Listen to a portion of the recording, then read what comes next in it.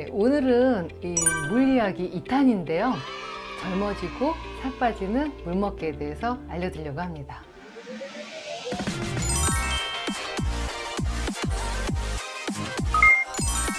80%의 사람들이 물 섭취가 충분하지 않다고 합니다. 여러분들은 어떠세요?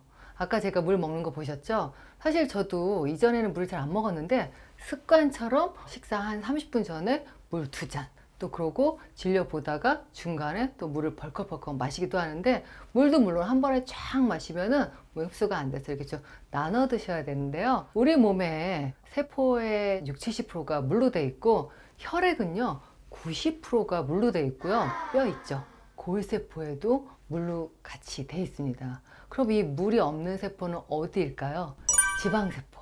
우리가 좀 없애고 싶은 이 지방세포에는 물이 없는데, 그래도 우리가 이 수분 섭취를 충분히 해야지 살이 빠질 수 있다는 거 이전 편에서 말씀을 드렸죠. 그래서 오늘은 이 물을 잘 먹으면 살도 빠지지만 젊어지고 건강할 수 있는 이유에 대해서 조목조목 좀 알려드리려고 합니다.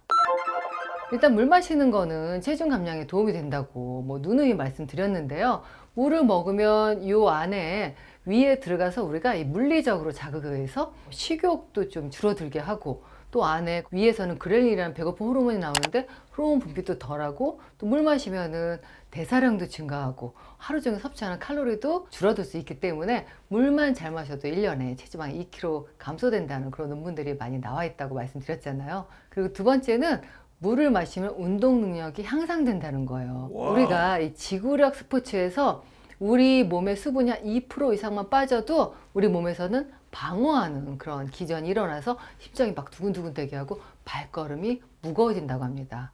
그래서 가볍게 운동하실 때 상관없겠지만, 내가 30분 이상 운동을 한다 그럴 때는 반드시 꼭 물을 갖다가 챙겨서 드시면서 운동을 해야지 더 운동 능력을 잘 활성화시키면서 최대로 활용할 수가 있겠고요.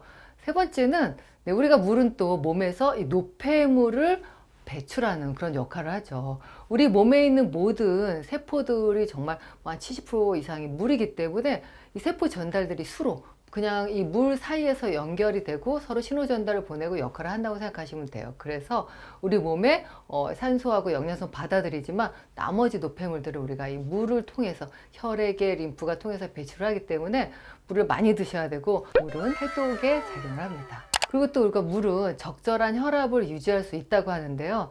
혈액은 90%가 물이라고 그랬잖아요. 근데 물이 부족하면 혈액의 점도가 낮아서 끈끈해지기 때문에 혈압이 높아질 수가 있습니다. 그래서 우리가 물을 충분히 드셔야지 혈압도 적절하게 조절할 수가 있습니다. 그 다음에 이제 물은 또 호흡기 면역에 중요한데, 요즘 같은 코로나 시대에 우리가 물 많이 드시라고 그러잖아요.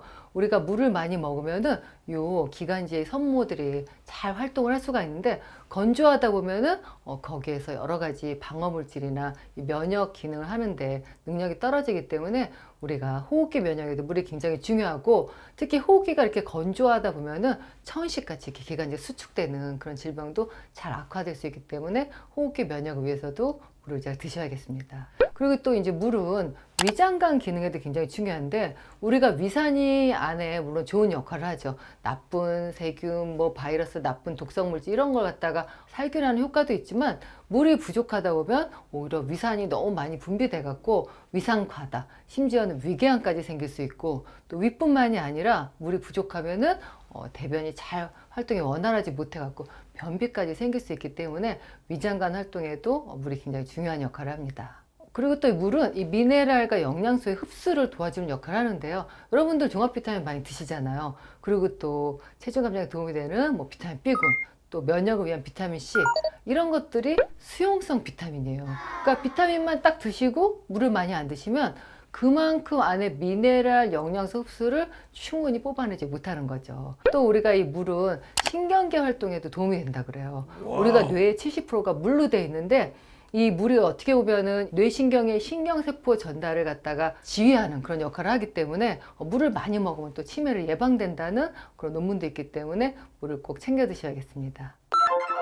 그 다음에 이제 관절 얘기를 안 할 수가 없는데요. 우리가 관절에는 이 안에 윤활액이 있죠. 그래서 이 물이 부족하다 보면 물론 나이 들어서 마모가 돼서 퇴행성 관절염도 생기지만, 물이 부족하신 분들이 관절액도 부족하고 또 우리가 근육도 인대도 뻣뻣하고 경직되기 때문에 그만큼 이 관절염에 걸릴 위험도가 높아진다 그래요. 마지막으로 우리가 물을 많이 먹으면 어때요? 미인이 된다 그러죠.